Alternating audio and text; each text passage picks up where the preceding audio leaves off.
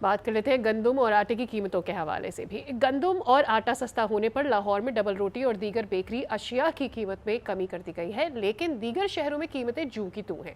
इसी हवाले से हमारे नुमाइंदगान से जानते हैं। जी बिल्कुल, हुकूमत की तरफ से बेकरी आइटम को सस्ता करने का ऐलान किया गया था। मैं इस वक्त लाहौर की एक बेकरी में मौजूद हूँ और यहाँ पर आप देख रहे हैं मेरे तमाम बेकरी आइटम मौजूद हैं। ये डबल रोटी है, बड़ी डबल रोटी है, छोटी डबल रोटी है। हुकूमत की तरफ से बड़ी डबल रोटी पर जो 200 ग्राम से ऊपर है उसकी कीमत में 30 रुपये, जो 200 ग्राम तक है उसकी कीमत में 20 रुपये कमी, जबकि छोटी डबल रोटी पर 10 रुपये कमी का ऐलान किया है। दुकान में जो दुकानदार हैं उन्होंने बाकायदा तौर पर जो मौजूदा और जो पुराने रेट्स हैं उनकी फहरिस्त भी अवेज़ा कर दिया है ताकि जो ग्राहक यहाँ पर आए उनको किसी किस्म की कोई प्रॉब्लम ना हो।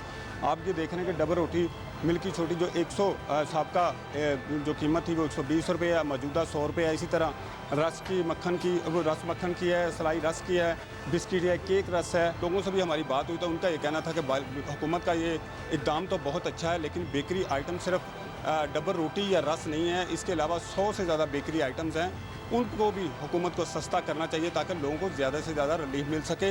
अब हम चलते हैं इस्लामाबाद की तरफ, वहाँ की ताज़ा तरीन सूरत हाल जानने के लिए। शुक्रिया लाहौर। हम इस्लामाबाद की अगर हम बात करें, आटे से चीज़ें बनती हैं जिसमें ब्रेड है, रस हैं, बिस्किट हैं और मैदे से बनने वाली चीज़ें हैं। असूली तौर पर तो ये होना चाहिए था कि जब आटे की कीमत में वाज़िया कमी है तो इन बेकरी आइटम्स में भी कमी होनी चाहिए थी, लेकिन ये कीमतें जूं की तूं हैं। बेकरी आइटम्स में कमी को यकीनी बनाने के लिए जो इंतज़ामिया है उसको अपना किरदार अदा करना होगा। इस हवाले से कराची में क्या सूरत हाल है, आइए सूरत हाल जानने के लिए कराची का रुख करते हैं। इस्लामाबाद के नुमाइंदे हमें इस्लामाबाद का अहवाल बता रहे थे। अब हम कराची की बात करें अगर, तो गुज़श्ता दिनों जो आटे और गंदम की कीमतों में कमी आई है, उसके बाद जो बेकरी आइटम्स की कीमतों में भी कमी आनी चाहिए थी, लेकिन इस वक्त हाल जो है कराची में बेकरी आइटम्स की कीमतों में कमी नहीं आई है। यहाँ पर जितने भी आवाम आ रही है ख़रीदारी के लिए, उनका कहना है कि जितनी भी कीमतों में कमी आ जाए मगर कभी भी इस तरह की कमी जो है नहीं देखने को मिलती है। जैसी कीमतें बढ़ती हैं तो फ़ौरन से कीमतें बढ़ा दी जाती हैं, लेकिन कमी के बाद जो है कीमत कम नहीं की जाती है। पेशावर का हाल जानने के लिए हमारे साथ पेशावर के नुमाइंदे मौजूद हैं, हम उनके साथ चलते हैं।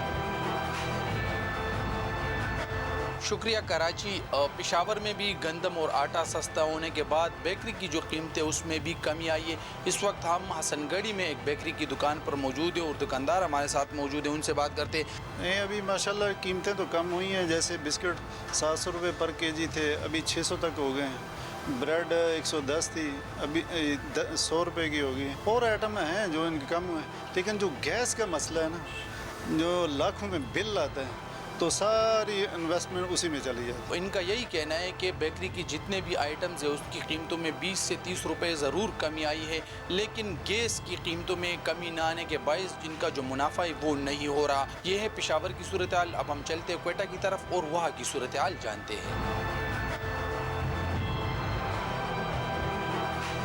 जी बिल्कुल, आटा सस्ता हो चुका है। इसी तरह बेकरी आइटम में इस्तेमाल होने वाली तकरीबन तमाम अशिया वो सस्ती हो गई हैं, वाज़ेह कमी उनमें आई है, लेकिन बेकरी की तैयार करदा जो अशिया है उनकी कीमतों में कोई कमी नहीं आई। कोयटा में जो की तू है, इस वक्त कंज्यूमर सोसाइटी के चेयरमैन मौजूद हैं। पूरे पाकिस्तान में आटा, मैदा और घी दीगर अशिया जो है ना वो सस्ती हो चुकी है, लिहाजा कोयटा में भी इसके नए नर्ख का तयन होना ज़रूरी है।